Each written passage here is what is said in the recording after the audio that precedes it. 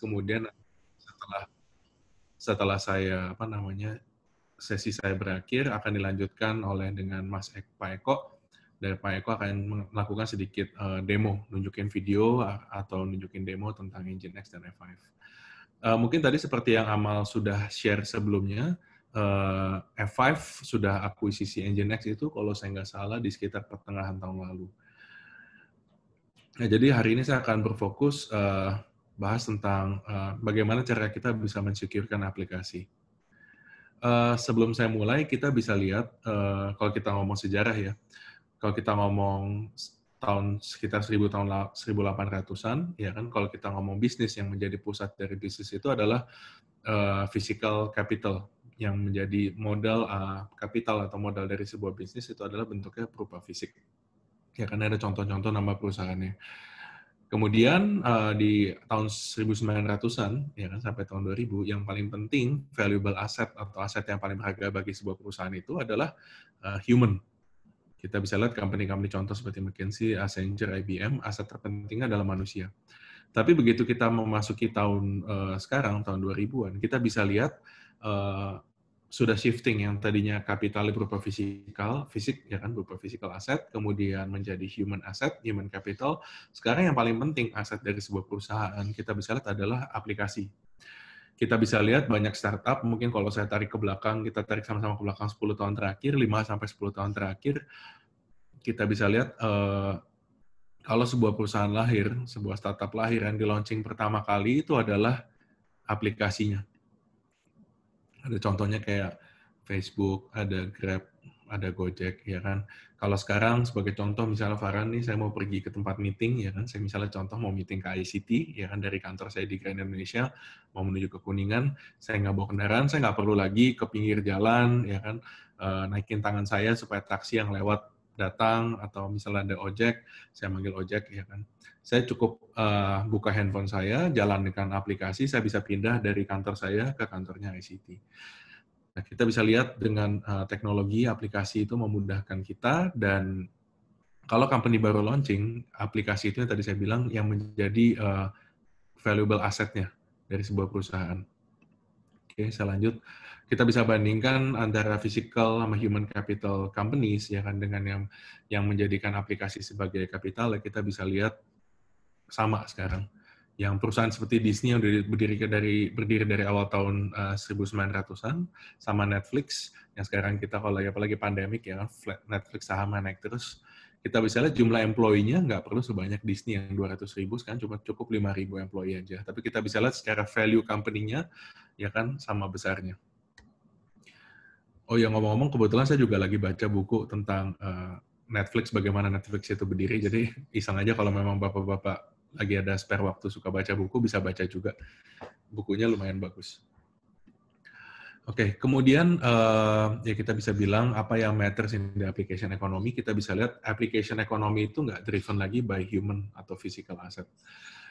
Tapi sebuah application economy itu tergantung dari kemampuan aplikasi tersebut, ya kan, untuk bisa scale, untuk bisa mensecurekan digital services-nya mereka.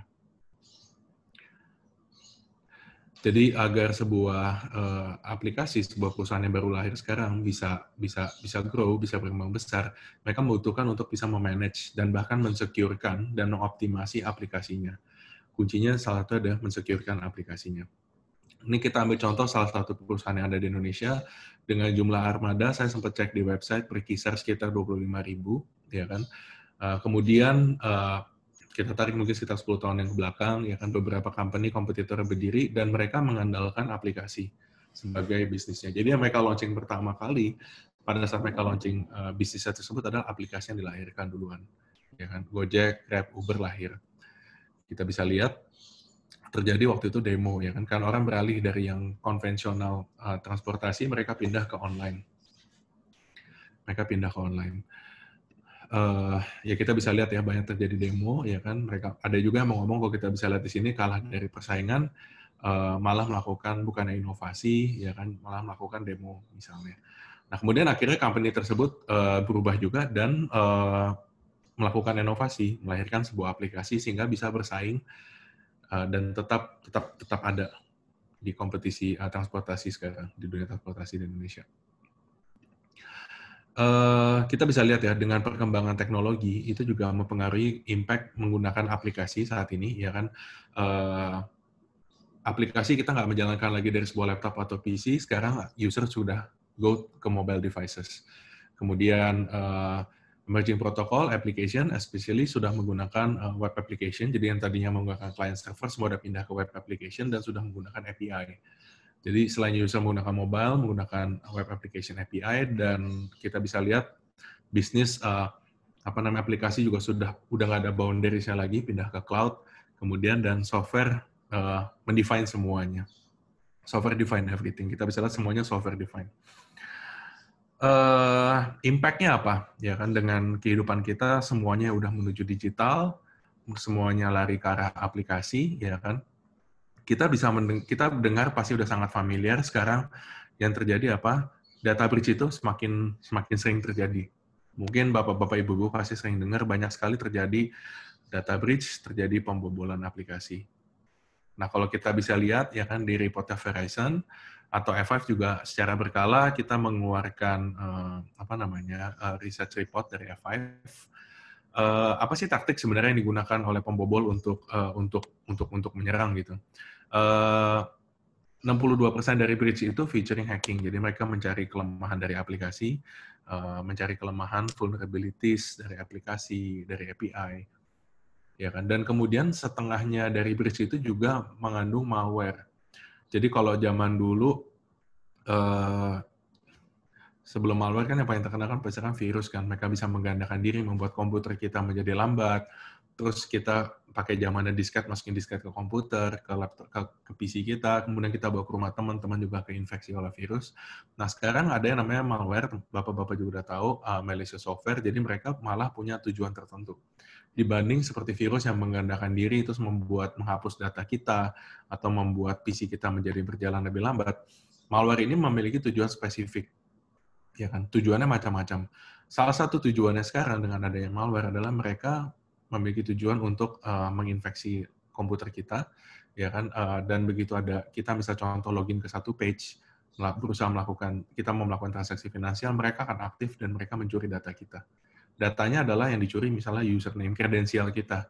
Username kita diambil, password kita diambil, di-copy dan dikirim ke Dropzone. Nah, F5 kita mengidentifikasi ya kan, breach itu terjadi, kalau kita bisa lihat setengahnya itu terjadi karena web application attacks. Jadi karena web tersebut sendiri vulnerable, ataupun API-nya sendiri vulnerable, ataupun mobile application-nya gampang dibobol, gampang di reverse engineer, kemudian orang bisa mempelajari gimana cara connect ke dalam aplikasi tersebut. Kemudian faktor kedua ya kan, data breach itu berasal dari user identity yang terkompromise. Jadi either mungkin password-nya mungkin gampang ditebak, ya kan, atau dari user identity-nya menggunakan, ya gampang ditebak itu menggunakan password yang standar, atau kita menggunakan username password yang sama di satu tempat untuk ke login account kita yang lain.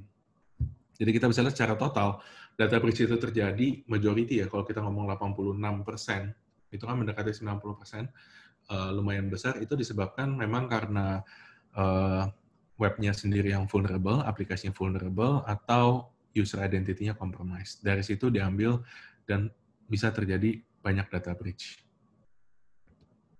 Nah, kemudian Gartner sudah memperkirakan, saya sudah lihat slide ini mungkin sekitar dari saya join, saya sudah di F5 4 tahun, mungkin sekitar 2-3 tahun yang lalu saya sudah melihat slide ini. Gartner mengatakan pada tahun 2022, API abuse itu akan menjadi attack factor yang paling banyak diserang gitu. Jadi most frequent attack factor ya kan yang mengakibatkan resulting data breach for enterprise web application itu sekarang jadinya dari API. Mungkin saya sekedar sharing ya, saya dengan perisal saya bareng sama Marcel ya kan, bersama dengan partner kami banyak melakukan POC di customer kami, dan kami juga menawarkan kalau memang Bapak mau, dari F5 kami bukan cuma menawarkan POC saja nih Pak, tapi kami juga bisa bantu mencarikan vulnerabilities di aplikasinya Bapak. Nah, kita ngetes ya kan, apalagi kalau kita ngomong API, API itu kan digunakan, nanti kita akan ngobrol lebih lanjut lagi mengenai API nanti. Tapi kita bisa lihat API itu sekarang banyak digunakan untuk dari satu aplikasi atau satu company komunikasi ke perusahaan yang lain. Selain di internal, tapi ke eksternal, mereka juga komunikasi menggunakan API. Contoh ada sebuah perusahaan, misalnya e-commerce lah saya sebagai contoh, kita mau belanja barang, ya kan, kemudian kita mau track shipment-nya kita, itu kan menggunakan API untuk connect. Nah, API tersebut biasa kalau orang sudah aware akan security, yang pasti mereka mendeploy data center, mereka membangun network firewall, kemudian mereka bangun web application firewall untuk protect web application mereka. Tapi kadang-kadang company itu suka lupa memproteksi API-nya mereka juga.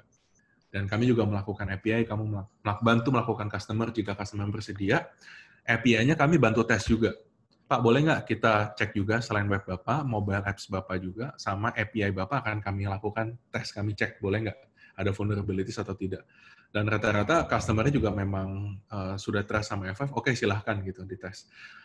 Dan kami setelah melakukan testing selama 2 minggu sampai 1 bulan, kami bisa menunjukkan ke customer kami gitu. Jadi, ini Pak, vulnerabilities yang kami temukan di API. Ternyata kalau API bobol, itu bisa mengakibatkan resulting ya kan data breach. Data customer-customer Bapak itu juga bisa bocor melalui API ini gitu. Jadi mungkin Bapak-bapak, Ibu-ibu sekalian yang tertarik mau bekerja sama dengan F5, kita bisa bantu Bapak gitu bareng sama ICT juga tentunya. Nah, Gatar bilang tahun 2022. Tapi pada kenyataannya, pada saat kami melakukan testing, ya kan, kejadiannya adalah saat ini sudah di sini, sudah ada saat ini gitu. Jadi website sama API itu sudah banyak sekali di-attack, diserang. Dan pada kenyataannya kita bisa lihat dari tahun 2011 sampai sekarang 2020, frekuensi terjadi data breach itu semakin banyak. Kita bisa lihat, dan kalau kita taruh di sini bukan company-company yang kecil, tapi internet companies, ya kan, semuanya banyak yang kena data breach. Kita bisa bayangkan, contoh nih saya tahun 2015, misalnya saya masuk ke aplikasi Tinder contohnya, saya apply Tinder, saya masukin email saya dan password saya. Ternyata saya nggak tahu data username password saya sudah bobol, ya kan diambil. Dan misalnya saya login ke aplikasi yang lain, ya kan contoh ke Instagram, ke WordPress saya, atau ke Google, atau ke Facebook, ya typically ya kita pasti akan menggunakan kombinasi username dan password yang sama gitu. Dan saya nggak aware gitu loh, ternyata aplikasi Tinder saya tahun 2015 itu sudah bobol sebelumnya. Nah, jadi kombinasi username password saya sudah dikumpulkan sama orang, ya kan, dibikin database dan mereka masukin ke bot dan mereka bisa attack. Mereka tinggal mencoba kombinasi username dan password. Zaman sekarang untuk mendapatkan akses masuk ke aplikasi, tidak lagi orang menggunakan brute force attack. Misalnya contoh menggunakan dia nebak dari brute force, jadi dari A sampai B, C, D, sampai AA, B, C, C, sampai Z, Z, Z. Tidak lagi. Mereka sudah punya kombinasi username dan password, dan itu tinggal dimasukkan dengan menggunakan automated bot ke dalam masing-masing aplikasi yang ada di web. Dan kita bisa lihat makin lama makin mengerikan gitu. Jadi, saya selalu advise customer saya, nggak ada alasan untuk kita merasa aman sebenarnya. Kita anytime, kita bisa kena attack. Gitu. Kalau kita aplikasi dipublish ke web, terutama ke web. Nah, ini saya kasih screenshot, silakan dibuka sendiri ya. Ini bahkan kita nggak perlu buka ke dark web, kita cukup buka. Dark web kan yang .onion ya biasanya. Kita cukup buka redforum.com, ya. Terus kemudian kita bisa lihat di redforum.com ini banyak sekali link database yang dibagikan secara gratis. Jadi awalnya kalau saya lihat perkembangannya, pertama, begitu mereka dapat database dari breach, mereka yang pembobol, pasti mereka akan gunakan dulu nih. Setelah mereka selesai pakai, mereka jual dulu, ya kan, di contohnya kayak di Red Forum ini, mereka jual dengan harga sekian ribu $. Dan saya cek, nggak lama setelah berapa minggu kemudian, akhirnya dibagikan secara gratis. Jadi kita bisa lihat, listnya ini panjang, silahkan dicek aja langsung di redforum.com. Saya rasa nggak perlu register untuk melihat website apa aja yang bobol gitu di sini. Dan ini worldwide semuanya ada. Ya contoh lagi yang lain, orang taruh misalnya mereka mau bobol linkedin.com, saya lupa, mungkin sekitar tahun 2015 atau tahun 2017, kombinasi username and password, LinkedIn kelihatannya waktu itu tidak menghash passwordnya, atau menghash tapi bisa ditebak balik ya, saya lupa, nggak pakai salt mungkin. Jadi datanya sudah tersebar di internet. Jadi di Slick udah include sekitar 400 juta record kombinasi username dan password. Logika tadi yang saya bilang, kalau Farhan misalnya login ke LinkedIn, farhan@gmail.com, password saya misalnya laptop 123, ya saya login ke e-commerce, saya login ke aplikasi email yang lain, ke email atau aplikasi yang lain, pasti kecenderungan kita menggunakan username dan password yang sama. Jadi data ini yang akan orang mendapatkan username dan password berharga dan bisa digunakan untuk melancarkan serangan ke aplikasi-aplikasi yang lain. Ya ini data breach, kita bisa lihat, kita bisa install add-on-nya di Firefox juga untuk lihat kita kena apa enggak sebenarnya di sini. Akhirnya Indonesia di awal tahun kita sepakat kita harus punya undang-undang perlindungan data pribadi. Jadi kita bisa lihat di tahun ini ada beberapa yang kebobolan dan mulai dipanggilin kan untuk oleh Kominfo menghadap kenapa datanya bisa bobol.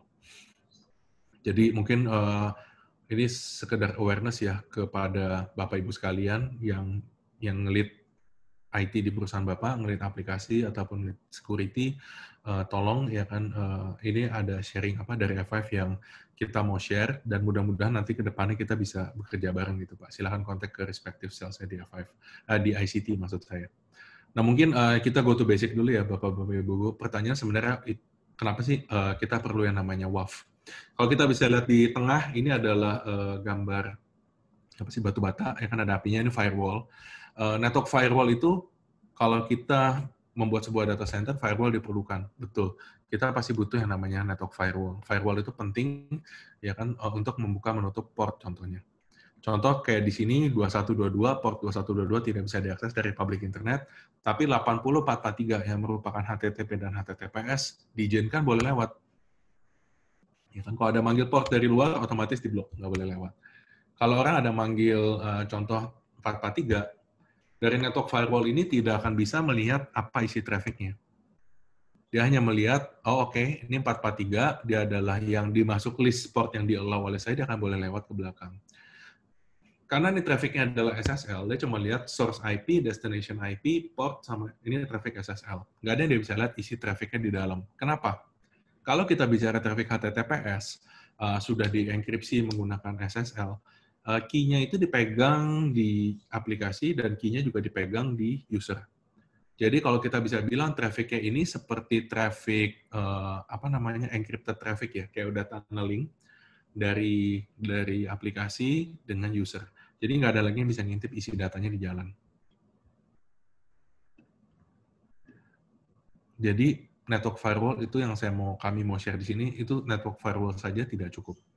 Nah, makanya diperlukan sebuah perangkat WAF, seperti F5, Web Application Firewall.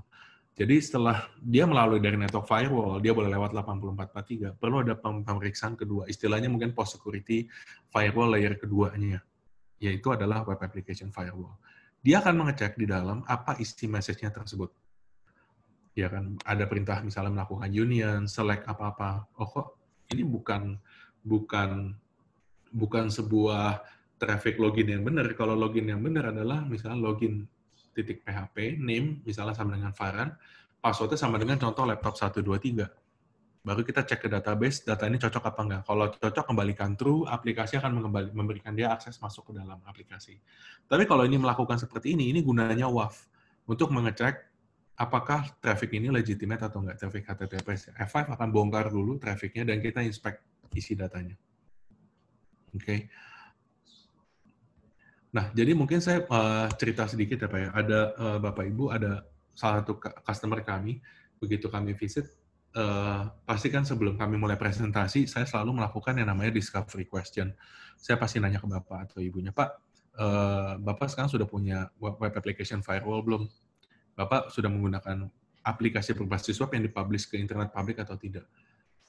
Beberapa customer yang tidak menggunakan WAF, mereka akan selalu mengatakan, oh iya, saya punya web application, ya kan, aplikasi saya sudah berbasis web, karena user saya nggak hanya datang ke kantor, tapi bisa kerja dari mana aja, jadi mereka membutuhkan akses web. Tapi selama ini saya nggak pernah merasakan ada serangan, aplikasi saya berjalan dengan baik dan aman-aman saja. Bapak tahu dari mana Bapak aman? Kami nggak pernah merasakan ada komplain. Network firewall kami tidak pernah melaporkan apa-apa. Setelah kami presentasikan, saya ngomong sama bapaknya, ya kan, Pak, gini Pak, Bapak boleh nggak kita tes perangkat FF? Saya minta cuma waktu 2 minggu aja kami melakukan POC, nggak ada keterikatan. Kalau at the end of the day Bapak merasa ini tidak penting, nggak masalah Pak, kita jabat tangan, that's it. Nggak ada keterikatan untuk membeli FF. Tapi kalau memang boleh, kita minta waktu 2 minggu, kita akan berikan visibility ke traffic Bapak, apa yang terjadi di aplikasi Bapak gitu. Apa yang terjadi dengan traffic yang lewat. Oh boleh, kalau nggak ada keterikatan silakan aja. Kami pasang F5 dan kami pasang sekitar 2 minggu ya kan, plus karena ada waktu untuk instalasi, dan kami hanya melakukan monitoring traffic yang lewat. Jadi terminasi SSL-nya nggak dilakukan di aplikasi ya kan, tapi dilakukan di F5. Jadi begitu traffic masuk ke network firewall, F5 akan cek, dan dalam waktu 2 minggu itu ya kan, kita ada 6.000 serangan yang sebenarnya masuk selama ini.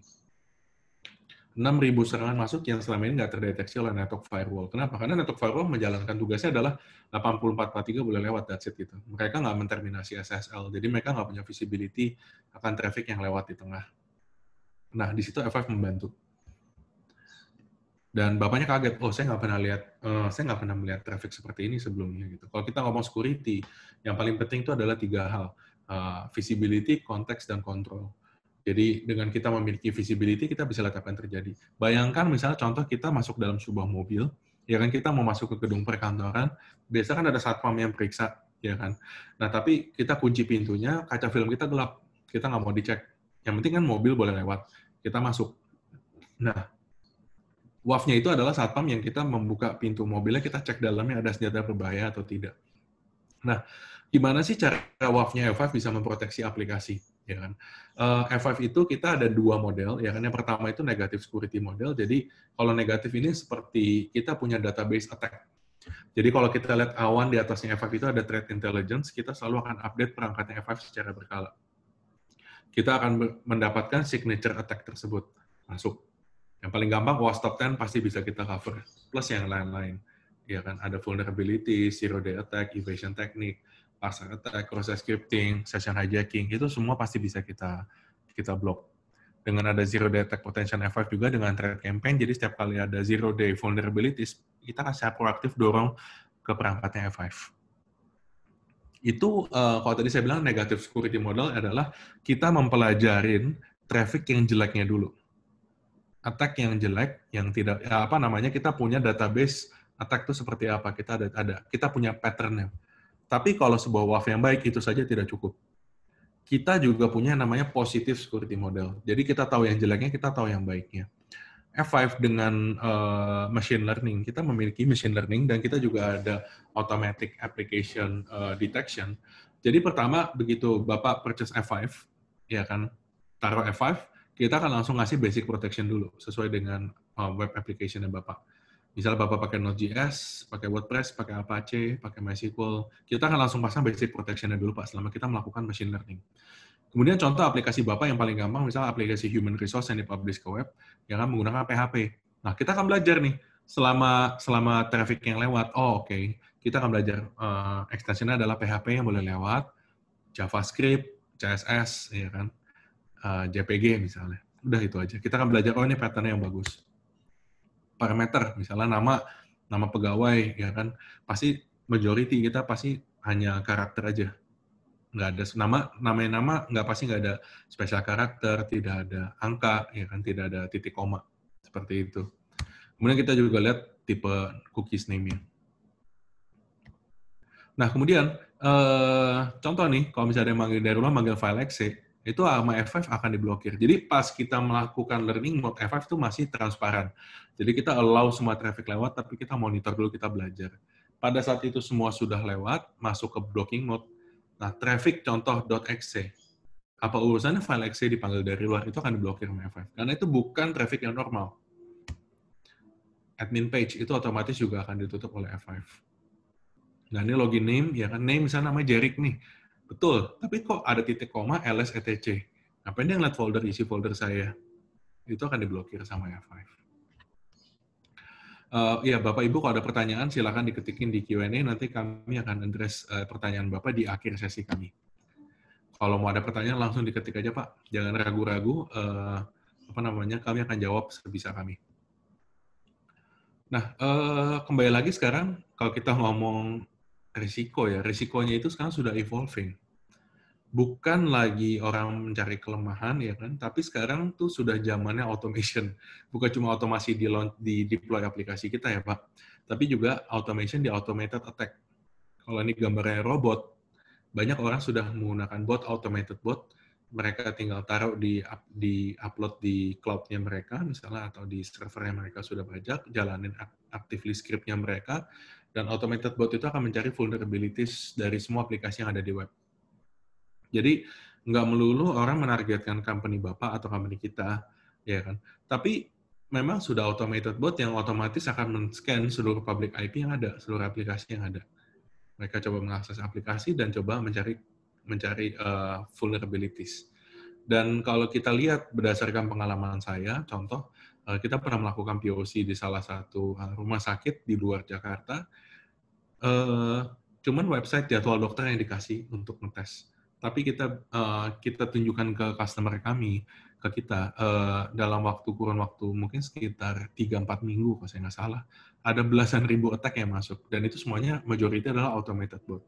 Dan mereka, begitu automated bot ketemu vulnerabilities, mereka langsung otomatis menanam backdoor ke sana. Menanam malware, menanam backdoor. Jadi banyak yang memanfaatkan celah SSL di HTTPS untuk menanam malware ke dalam. Dan ini true story ya Pak. Jadi yang tadi saya ngomong pengalaman tadi, yang ada 6.000 attack dalam 2 minggu, kemudian dalam waktu 3-4 minggu ada belasan ribu attack. Ini adalah true story berdasarkan pengalaman kami di customer kami.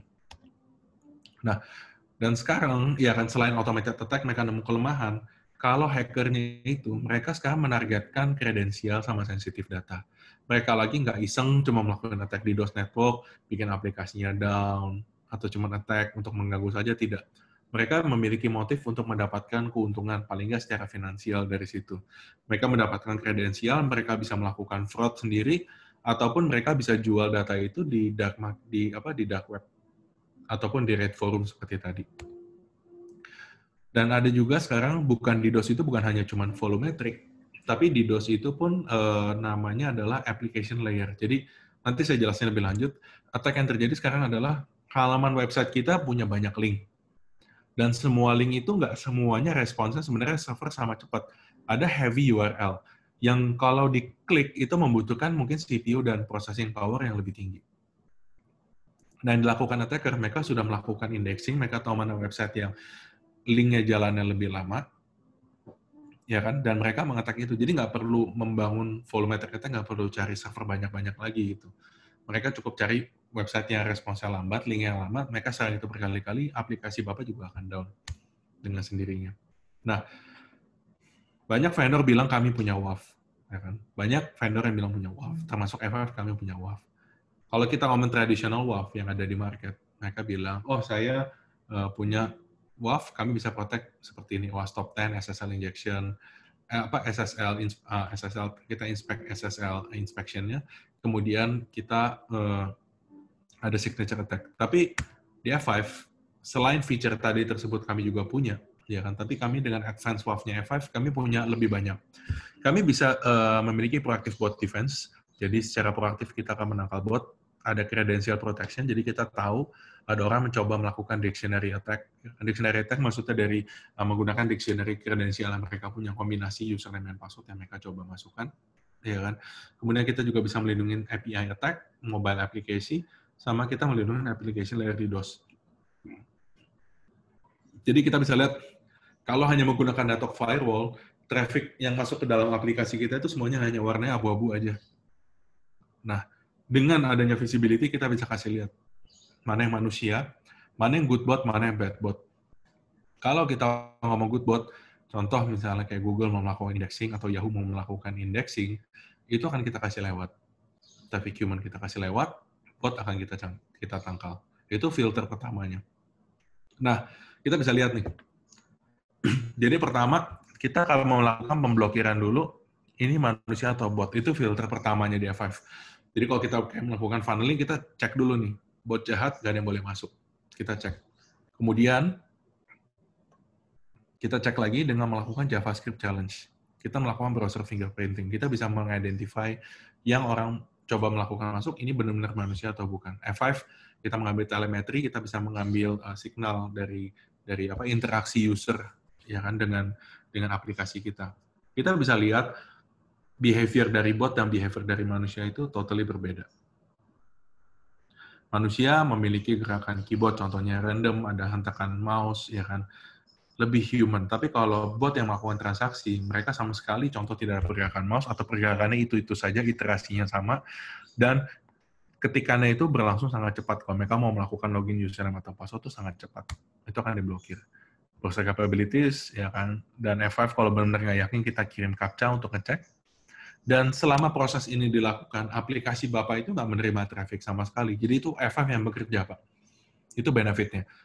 Kalau misalnya dari sisi aplikasi, Bapak sudah memprotek aplikasi Bapak, contoh, ya kan, di setiap aplikasi Bapak pasang security dari programmernya melakukan pengamanan tambahan termasuk captcha, server Bapak kan sudah melayani traffic itu, Pak.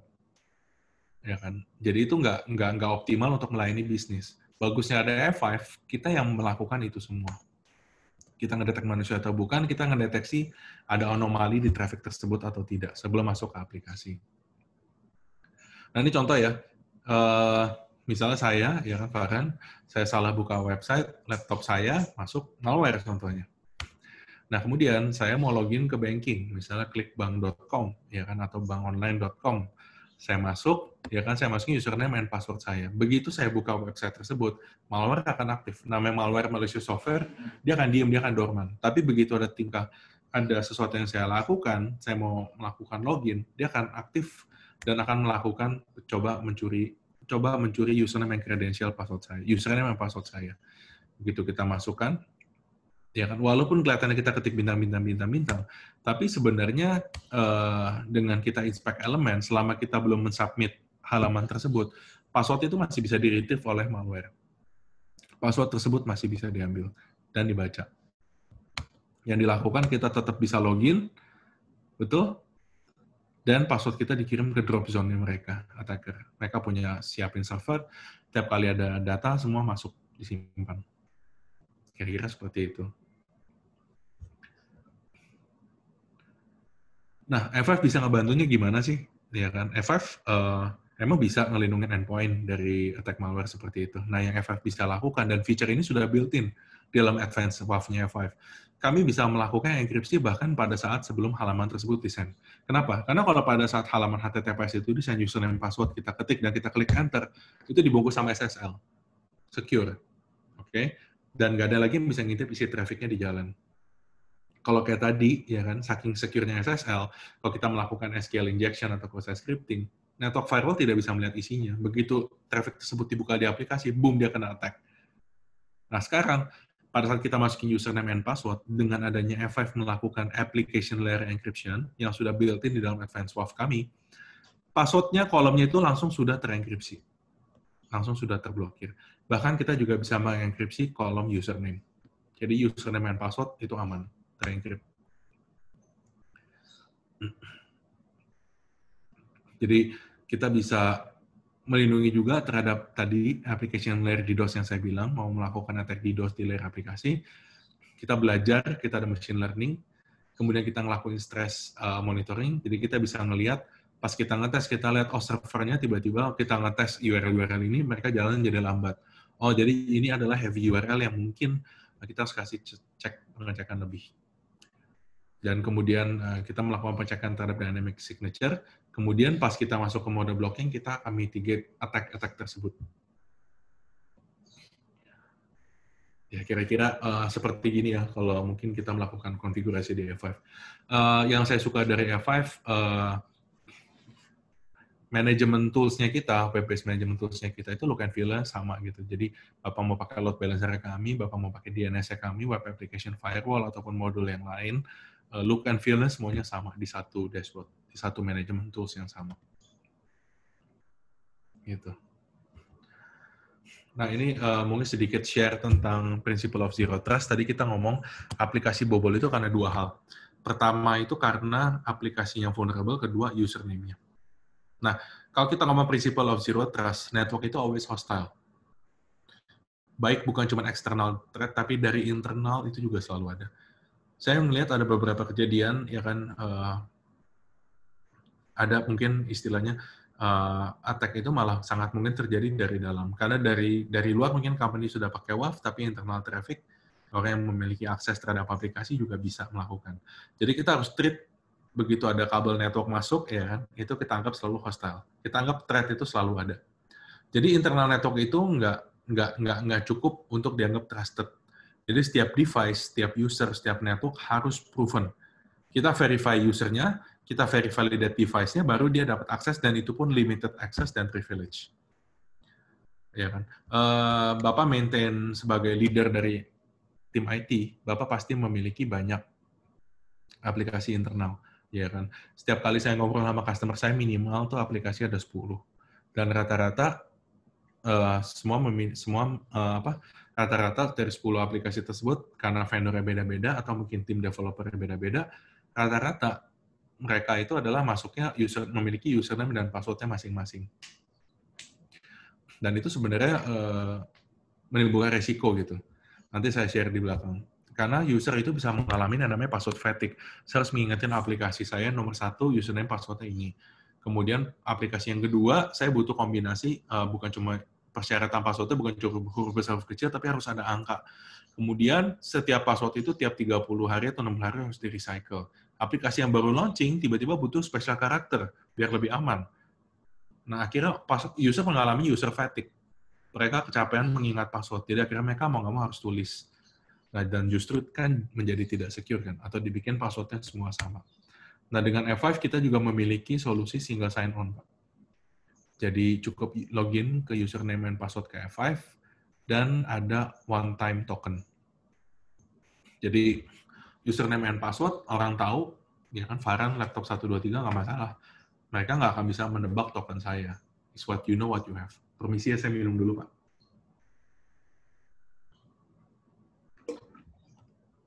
Ya, kira-kira seperti itu.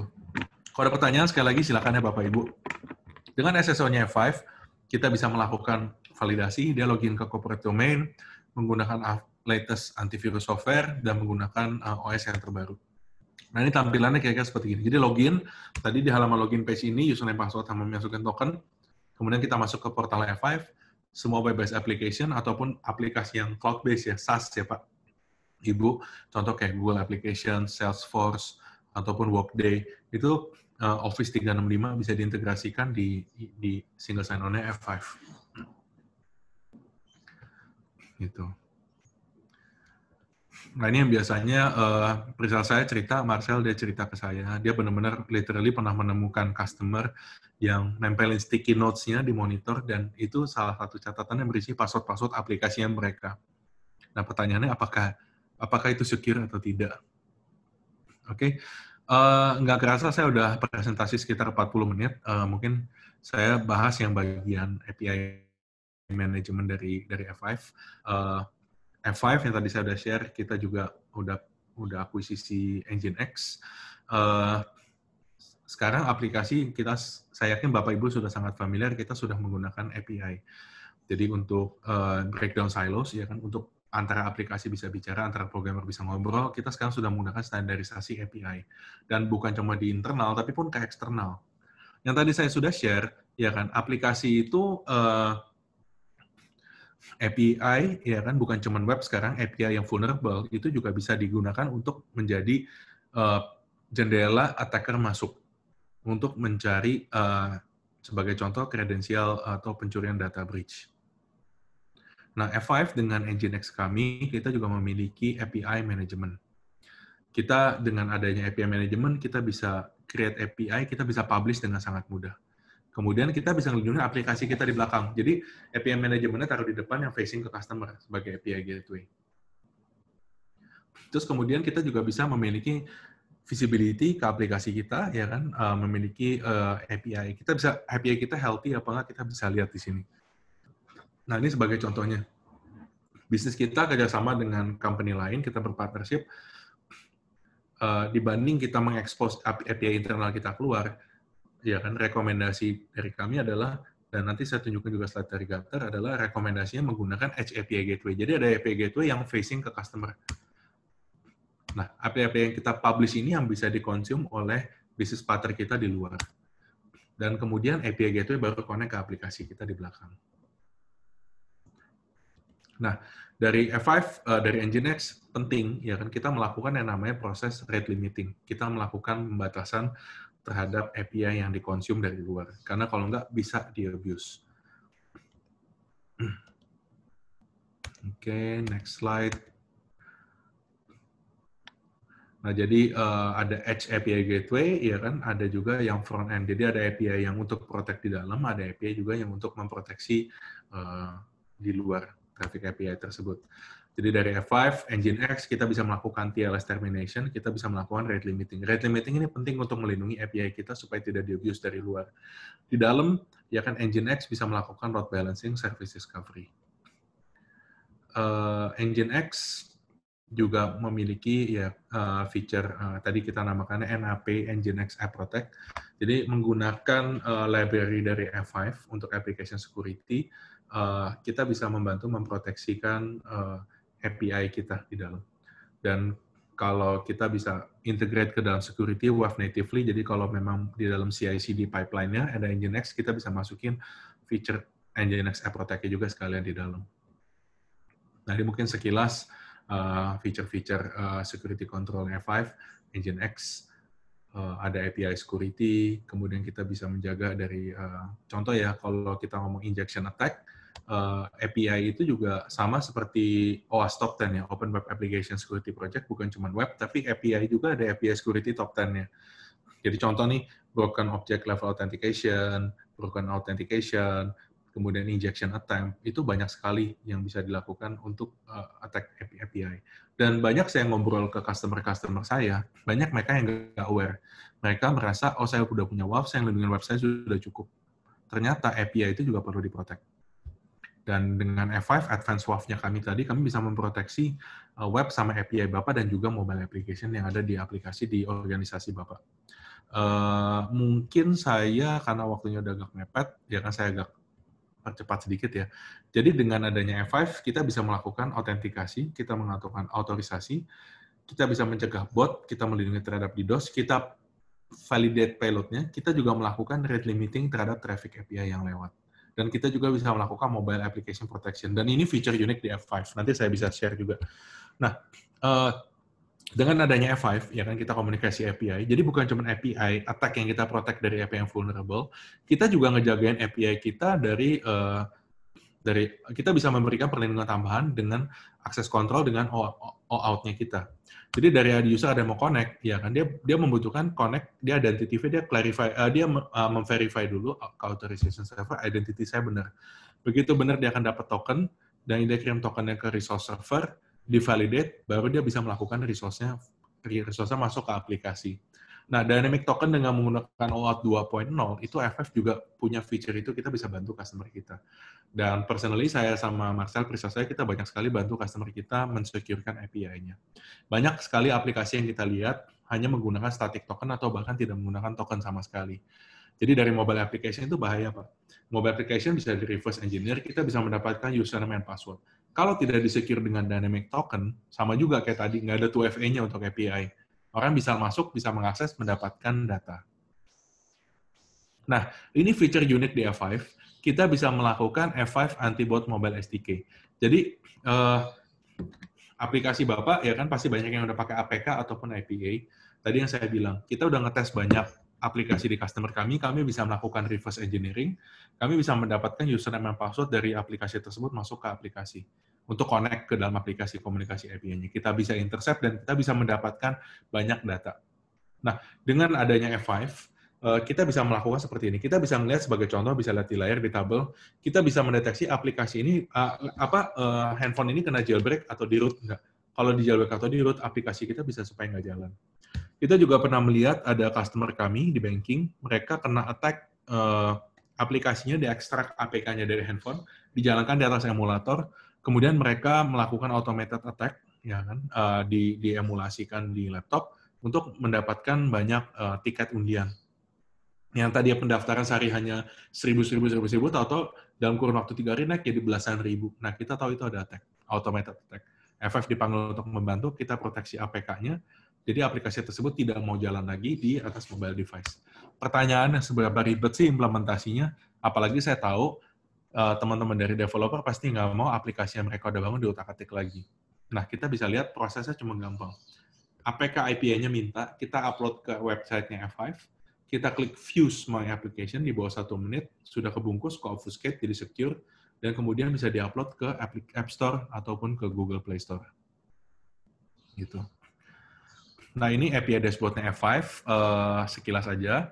Jadi kita bisa memiliki visibility, dan ini strong point-nya kita, Pak. Jadi nggak ada lisensi tambahan di Advanced WAF kami, sudah termasuk bisa mendapatkan API dashboard seperti ini. Kita bisa lihat berapa banyak API kita kena security rejection, berapa banyak API kita kena rate limit rejection, dan kita juga memiliki geolocation seperti ini tampilannya. Ini yang tadi saya bilang di Gartner, rekomendasi dari Gartner adalah sebelum masuk ke aplikasi kita yang paling kanan dari luar, harus ada banyak perlindungan. Harus ada anti-DDoS-nya, ada CDN, ada bot mitigation, ada EDC tadi ya, ada WAF, ada HAPI Gateway, dan HAPI Gateway-nya pun harus ada identity provider-nya untuk mendapatkan dynamic token, baru bisa masuk ke dalam. Masuk ke dalam pun jangan langsung ke aplikasi, tapi ada micro gateway-nya dulu. Ini bukan F5 yang buat slide ini, tapi adalah rekomendasi dari Gartner, dan F5 bisa membantu. Oke, 2 slide terakhir saya. Kenapa sih harus menggunakan F5 dan Nginx? Katakanlah kita menggunakan teknologi yang ada di market. Untuk CDN, untuk WAF, untuk load balancer, API gateway, ya kan, reverse proxy, kemudian untuk masuk ke dalam untuk masuk ke dalam baik aplikasi kita monolitik ataupun microservices. Kita bisa lihat, dan terus terang memaintain vendor aplikasi yang berbeda-beda ini nggak gampang loh Pak. Banyak customer kita komplain, mereka cukup kewalahan menghandle multiple tools seperti ini. Dengan ada F5 kita bisa simplify, Pak. F5, Nginx, kita bisa simplify. Kita bisa melindungi Bapak yang tadi Gata ngomong dari depan sampai belakang. Kita ada API protection, kita ada bot protection, kita ada advanced WAF, kita ada DDoS protection, kita ada network firewall juga untuk aplikasi, kita bisa single sign-on, kita juga bisa melakukan SSL orchestration. Itu semua Pak dilakukan di dalam satu box ataupun di dalam satu software.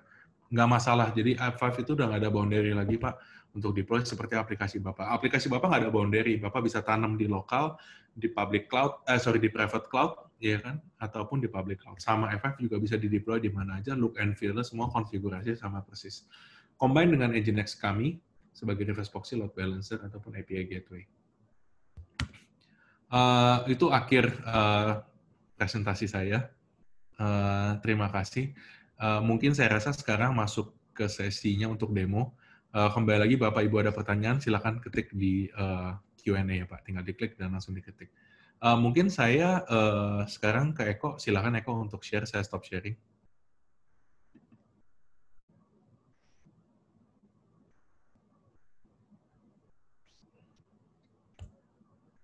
Eko masih mute ya, sorry.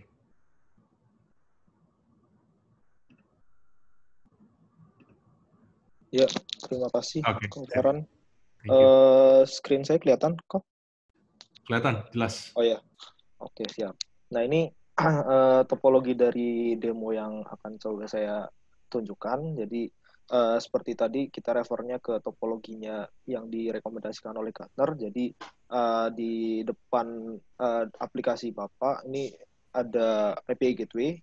Nanti kita manage-nya Nginx Controller. Jadi kita ada 2 Nginx Plus sama Nginx Controller. Nanti kita konfigurasi ke Nginx API Gateway ini menggunakan controller. Jadi lebih mudah by GUI. Kemudian di depannya kita proteksi fitur-fitur advanced WAF-nya F5 kayak tadi udah disampaikan oleh Bapak Farhan. Jadi ada API security, ada authentication di sini, kemudian ada WAF, proteksi WAF juga untuk melihat traffic yang masuk, API request yang masuk, apakah mengandung malicious attack atau enggak gitu. Untuk topologinya seperti ini.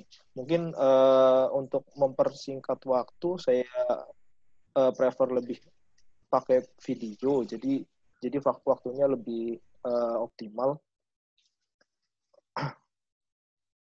Ntar saya share untuk screen-nya. Nah ini, jadi ini tampilan dari Nginx controller-nya.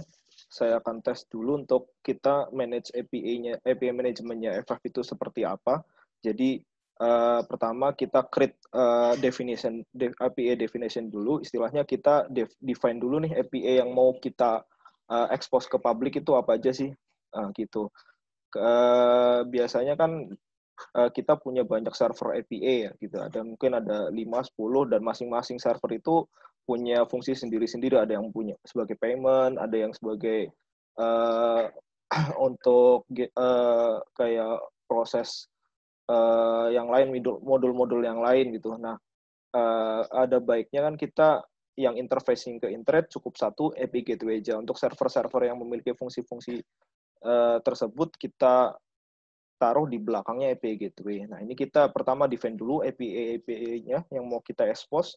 Saya di sini menggunakan API HTTP bin sebagai backend servernya. Jadi ini list servernya.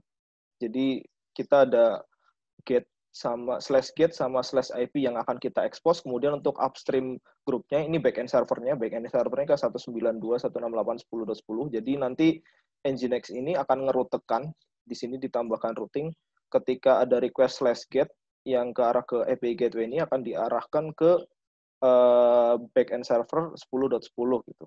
Nah, ini kita bisa tes menggunakan Postman. Jadi ketika saya ini API gateway saya, jadi nembaknya ke API gateway bukan ke sisi servernya. Nah, ini dia langsung berjalan, diarahin ke backend servernya menggunakan API bin. Terus kemudian ketika saya mau nambah lagi nih, padahal di HTTP bin kan semuanya udah ada tuh, /IP, /get, /UID itu semua API-nya udah tersedia di backend servernya. Tapi ketika saya mau aksesnya ke API gateway karena belum di-define di API management tadi, ya belum bisa di-request. Statusnya 404 not found. Sekarang kita coba tambahkan untuk /UID. Ditambahkan di resource-nya, kita define dulu /UID. Ini kita define API-nya, metodenya mau apa aja, yang mau di-enable. Nah, kemudian kita tambah routing-nya juga gitu. Kita routingkan yang UID tadi ke grupnya yang tadi, upstream group, karena backend servernya sama. Nah, kalau misal ada beberapa backend server, kita bisa routingkan ke backend server yang lain gitu. Tadi UID masih belum bisa. Setelah kita publish API-nya, kita tes lagi. Mulai /UID, kita cek. Nah, ini bisa langsung dapat respon, 200 oke gitu. Nah, kalau kayak gini kan semua user, semua orang dari manapun bisa akses ya, bisa request ke API kita tanpa di sini belum ada pengamanannya sama sekali. Nah, di Nginx controller ini, API gateway ini kita ada basic protection menggunakan API key. Sebenarnya static API key. Jadi masih basic protection banget. Tapi kita bisa tambahkan di sini, di Nginx Plus ini. Nah, ini kita bisa tambahkan nih, step berikutnya mau nambahin API key supaya kita ada security-nya gitu. Ketika kita mau request harus ngasih token dulu gitu.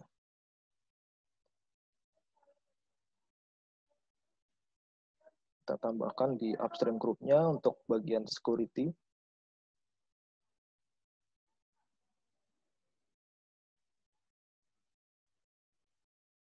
Nah, ini parameternya yang perlu disisipin di key-nya. Jadi kita udah tambahin authentication.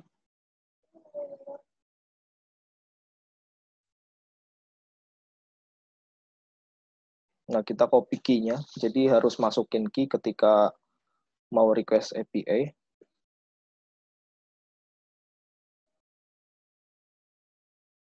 Contohnya saya request ke get, karena ini belum ada key-nya, masih no out, jadi ini masih forbidden, statusnya unauthorized.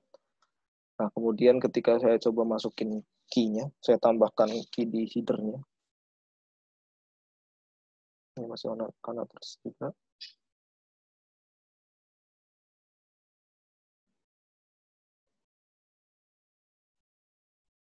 Nah, ini tadi parameternya API key, kemudian value-nya API key yang tadi, key-nya, tokennya. Kita coba send. Nah, ini baru dapat respon. 200 oke.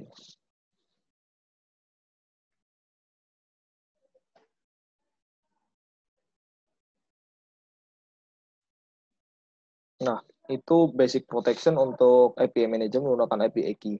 Nah, dengan ini baru sampai API gateway. Sekarang kita tambahkan proteksi yang lebih lengkap lagi menggunakan F5 API security yang tadi udah sangat baik dijelaskan oleh Pak Farhan. Jadi ini kita demokan. Jadi untuk API security sendiri di F5 kita ada gated configuration. Jadi tinggal kita ada gated configuration, tinggal ngikutin wizard-nya. Jadi tinggal next saja.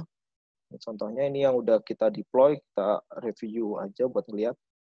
Jadi aplikasi yang API security yang udah di deploy, kita bisa tambahkan menggunakan file JSON, jadi nggak perlu kita inputin endpoint API-nya satu-satu, tapi kita bisa upload file JSON-nya, langsung kebuat list endpoint-nya, kemudian kita bisa set juga tambahkan rate limiting sama OAuth 2 untuk authentication-nya.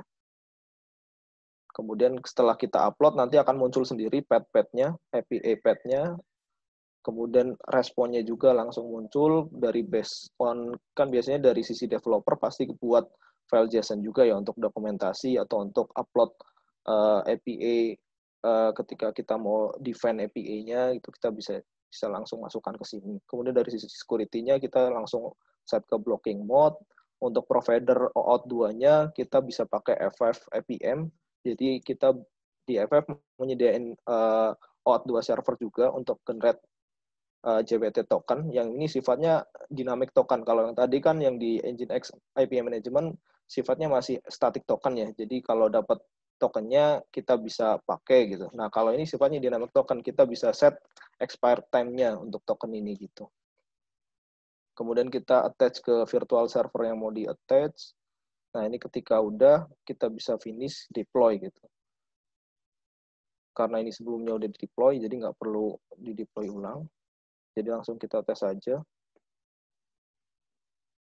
Nah, ini contohnya request.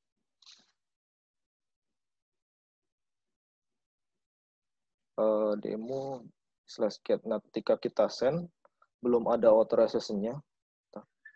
Ketika kita send request-nya, get, karena belum ada authorization-nya, statusnya masih forbidden, 403. Karena emang perlu token untuk request API-nya, jadi kita generate dulu tokennya menggunakan OAuth 2 tadi, yang udah koneksi ke F5. Nah, ini masukin username sama password untuk dapetin tokennya.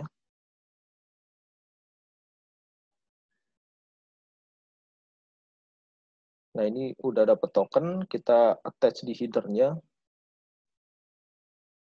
Nah, ketika disertai dengan token, udah langsung ke responnya udah 200 oke. Jadi ini API-nya berhasil di call gitu, sukses untuk di call. Kemudian tadi ada parameter rate limiting juga.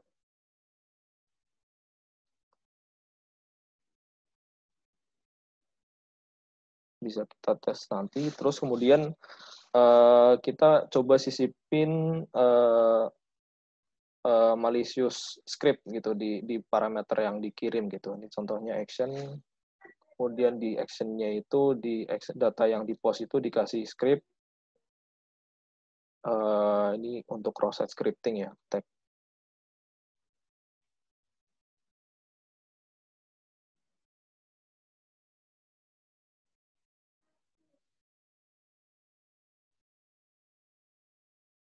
Nah, meskipun udah ada token untuk authentication-nya, tapi karena di request-nya tadi di CCP malicious comment, request-request yang emang non-legitimate yang match dengan signature-nya F5, maka ini akan dideteksi sebagai attack. Ini langsung di-generate support ID-nya dan ini request-nya di-block gitu.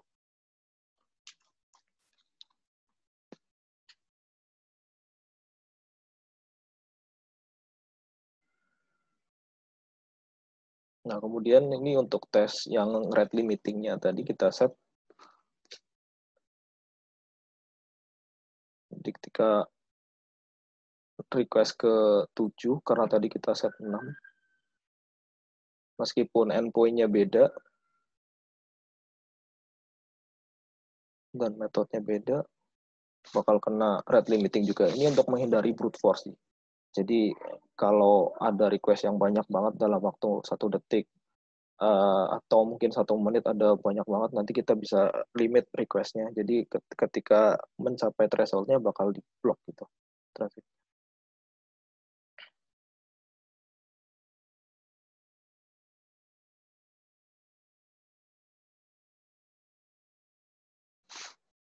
Nah, kemudian kita bisa lihat di dashboard-nya. Nah, ini cukup enak juga untuk melihatnya. Jadi ada kelihatan chart-nya, ada berapa API yang sukses, ada berapa API yang fail, ada yang berapa API yang kena security rejection, ada yang berapa yang kena rate limit. Ini kelihatan juga semuanya gitu di dashboard-nya.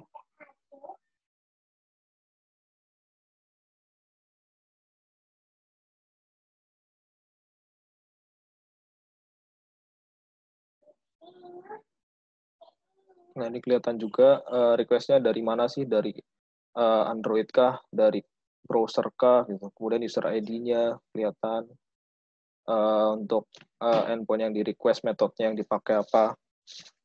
Ini /get endpoint-nya, ini ada berapa request nih, ada yang kena security rejection, ini kelihatan semua untuk dashboard-nya sih.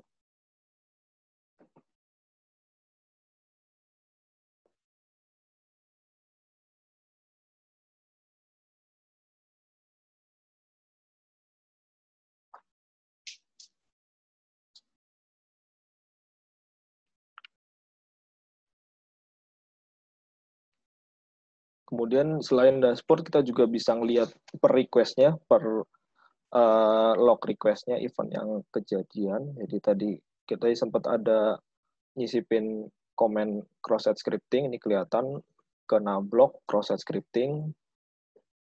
Ini support ID-nya sama dengan yang tadi muncul, ini action-nya, parameter yang disisipin tadi, action script alert 1 script.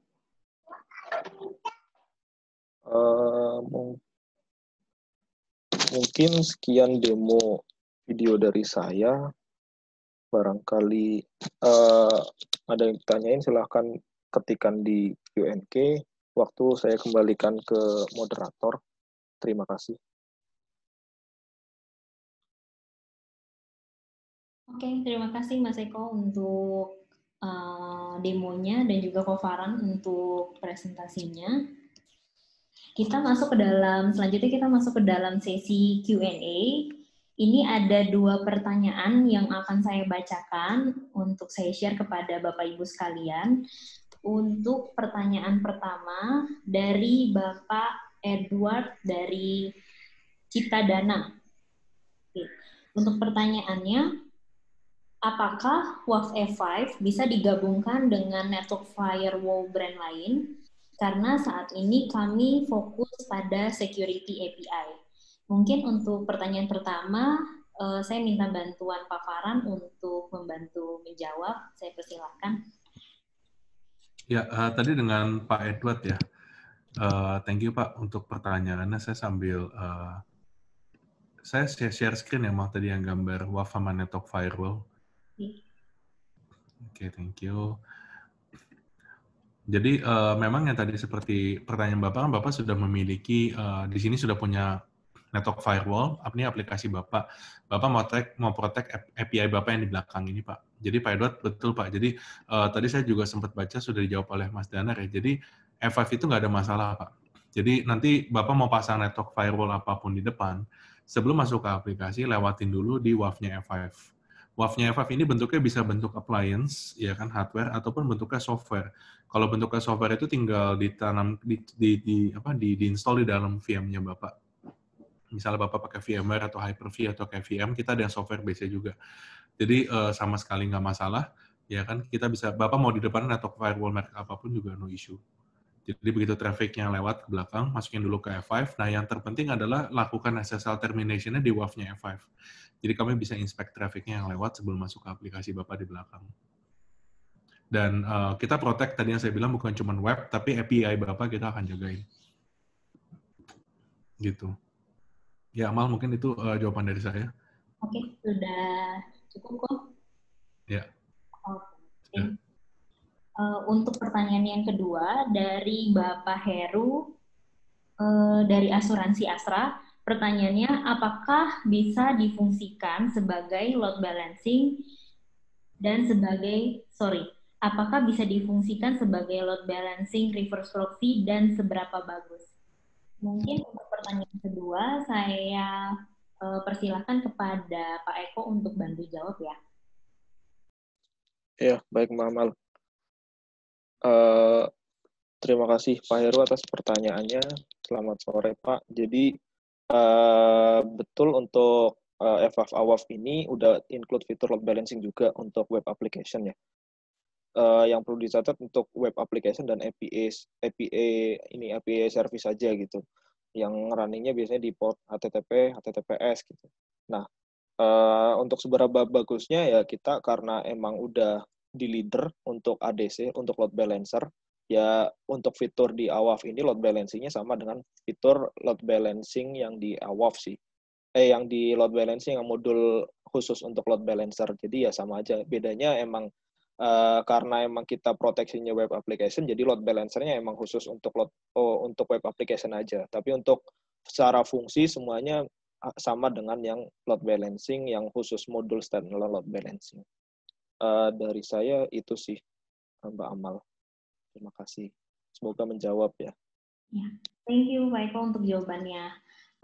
Saya mau mengucapkan terima kasih Bapak Ibu untuk pertanyaan-pertanyaan yang telah diajukan. Mungkin nanti kalau ada pertanyaan lagi bisa menghubungi representatif kami. Dan untuk pertanyaan-pertanyaan yang sudah diajukan, semoga semuanya sudah terjawab. Nah, kami juga mohon ketersediaan Bapak Ibu untuk mengisi feedback form dengan scan barcode ini atau melalui link yang terlampir di screen. Nanti akan ada voucher menarik untuk 5 pendatang pertama dan yang berhasil mengisi feedback form untuk sesi webinar hari ini. Oke, mungkin tanpa berpanjang lebar lagi, saya ingin mengucapkan terima kasih kepada Bapak Ibu yang telah meluangkan waktunya untuk mengikuti sesi webinar hari ini. Semoga sesi webinar ini dapat bermanfaat dan jika ada pertanyaan lebih lanjut, bisa menghubungi kami melalui Instagram atau hubungi kami di iCall ICT. Dan untuk sesi webinar selanjutnya, kami berharap bisa bertemu lagi dengan rekan-rekan sekalian. Sampai jumpa di sesi selanjutnya. Saya tutup webinar hari ini. Selamat sore dan salam sehat selalu. Terima kasih.